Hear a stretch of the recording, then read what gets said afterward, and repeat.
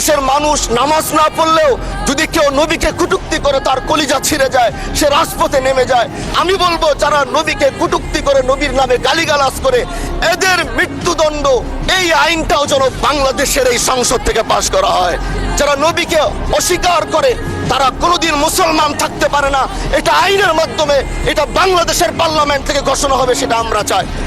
আজ দাঁড়িয়েছি, হয়তো আমার কথা অনেক লম্বা, আমি জানি না আপনি আমাকে সময় দিবেন কিনা, কিন্তু আমি বলতে চাই মাননীয় স্পিকার, আমরা যেই জায়গা থেকে দাঁড়িয়েছি, বাংলার 30 থেকে 40 লক্ষ উলামায়ে কেরাম আমাদের দিকে তাকিয়ে রয়েছে, কারণ তাদের কণ্ঠ, তাদের সে আওয়াজগুলো আমরা যেন জাতীয় সংসদ থেকে দিতে পারি।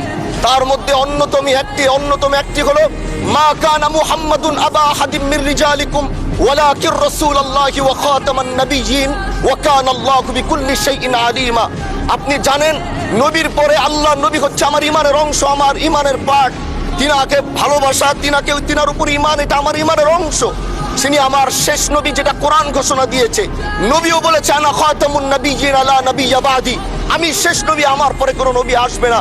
কিন্তু মাননীয় স্পিকার, দুঃখের সাথে বলতে হয় বাংলাদেশের এরকম একটি পার্ট রয়েছে, যেই পার্টের এক অংশ মানুষ তারা নবীকে অস্বীকার করে, তারা মুসলমান দাবি করে, এবং এই বিষয়ে অনেকের ধারণা আছে, তারা জানে।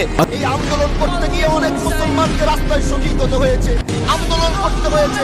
স্বাধীনতার পর থেকে আজ সে আন্দোলন চলছে, কিন্তু আজও পর্যন্ত সেটা পাইনি। আমি মাননীয় প্রধানমন্ত্রীকে বলবো, আপনি বাংলাদেশে একটি ইতিহাস রচনা করে যাবেন। আপনার মাধ্যমে যদি এটা স্বীকৃতি পায়, যারা নবীকে অস্বীকার করে তারা কোনোদিন মুসলমান থাকতে পারে না, এটা আইনের মাধ্যমে, এটা বাংলাদেশের পার্লামেন্ট থেকে ঘোষণা হবে, সেটা আমরা চাই। মাননীয় স্পিকার, আরেকটি কথা, আপনি জানেন আমরা আমাদের নবীকে সবচেয়ে বেশি ভালোবাসি। যিনি আখিরি নবী, যাকে বলা হয়েছে ওয়ামা আরসালনাকা ইল্লা রাহমাতাল লিল আলামিন। আমরা বারবার দেখছি কিছুদিন পর তারা যেন কিভাবে এসে আল্লাহ নবীর শানে কটূক্তি করে, নবীকে নিয়ে অশ্লীল ভাষায় গালিগালাজ করে, নবীর শানে কটূক্তি করে। এই আন্দোলন, এই সংগ্রাম করতে গিয়ে আপনিও মানুষ স্পিকার দেখেছেন, রাস্তাঘাটে আন্দোলন করতে গিয়ে কত মানুষ মৃত্যুবরণ করেছে। যদি একবার বাংলাদেশের আইনে, কারণ মুসলমান যদি আমাদের বাংলাদেশের পার্সেন্টেজ অনুযায়ী আমাদের অবশ্যই মুসলমানদের সংখ্যা অনেক বেশি। আমরা তো অন্য কিছু চাচ্ছি না। এই দেশের মানুষ নামাজ না পড়লেও যদি কেউ নবীকে কটূক্তি করে তার কলিজা ছিঁড়ে যায়, সে রাজপথে নেমে যায়। আমি বলবো যারা নবীকে কটূক্তি করে, নবীর নামে গালিগালাজ করে, এদের মৃত্যুদণ্ড এই আইনটাও যেন বাংলাদেশের এই সংসদ থেকে পাশ করা হয়। মাননীয় স্পিকার, এই কথাগুলো বলতে গিয়ে অনেক কথা হারিয়ে যাচ্ছে। এলাকায় বলেছিলাম যে আমরা ন্যায়ের পক্ষে কথা বলবো, ইনসাফের পক্ষে কথা বলবো।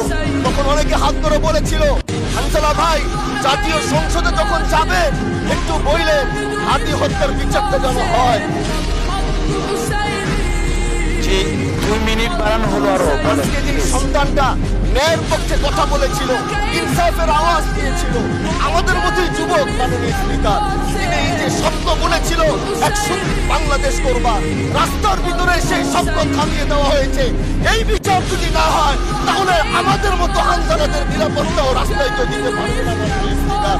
এজন্য আপনার মাধ্যমে আমি বলতে চাই, হাতি হত্যার বিচার যেন সুনিশ্চিত করা হয় মাননীয় স্বরাষ্ট্রমন্ত্রীর মাধ্যমে।